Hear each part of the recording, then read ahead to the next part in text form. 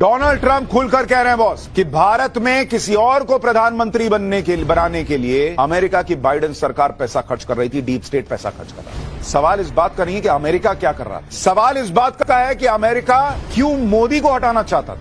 इसका मतलब वो मजबूत भारत को नहीं देखना चाहता। मोदी से बाइडेन की और उनकी डीप स्टेट की क्या दिक्कत है? यही दिक्कत है ना भाई कि मोदी बढ़ रहा है, भारत को बढ़ा रहे हैं और अमेरिका बढ़ नहीं पा रहा उस तरीके से। हटाओ इस आदमी को।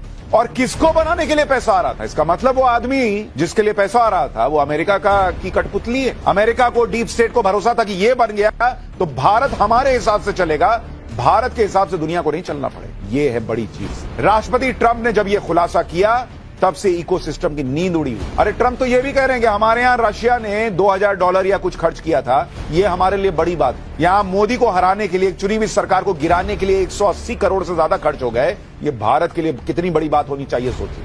और वो मदद करेंगे नरेंद्र मोदी सरकार की इन लोगों के नाम निकालने। वैसे नींद तो उस दिन से ही इन लोगों की उड़ गई थी जब पीएम मोदी ट्रंप से मिलकर आए और इसके दूसरे ही दिन ट्रंप ने भारत को मिलने वाली यूएस एड पर रोक लगा दी। लेकिन अब उन लोगों के नाम के खुलासे के बाद पूरा इकोसिस्टम तहस नहस हो जाएगा क्योंकि अमेरिका से लिस्ट मिलने के बाद मोदी सरकार इस साजिश में शामिल लोगों के खिलाफ सख्त एक्शन लेने वाली। इसमें सबसे पहले इस बात की जांच होगी कि अमेरिका से 182 करोड़ रुपए की फंडिंग किस तरह भारत पहुंची, इसका इस्तेमाल किस तरह चुनावों में किया। इस गंभीर मामले में देश के खिलाफ साजिश करने वाले कानून के तहत देशद्रोह तक का मामला चल सकता है। यानी बाइडेन सरकार के दौर में जो लोग बड़े आराम से घूम रहे थे और मोदी सरकार को हटाने की प्लानिंग कर रहे थे, उनके अब उल्टे दिन शुरू हो गए। और उन लोगों का सबसे बड़ा संकट तो यह है कि वो ये सोच रहे थे कि अगर मोदी को पता भी चल गया तो क्या, 240 तो सीटें हैं, कुछ करेंगे हम पर तो सरकार गिर जाएगी इधर उधर से प्रेशर बना के। लेकिन बॉस, हरियाणा, महाराष्ट्र और दिल्ली के बाद मोदी पावर दुनिया देख रही है, देश देख रहा है, मोदी झुकने वाले नहीं है। अब ये बात क्लियर है कि बाइडेन सरकार के दौर में अमेरिका पीएम मोदी को हटाने के लिए लगातार साजिशें करता। इसके लिए यूएस एड की फंडिंग लगातार बढ़ाई गई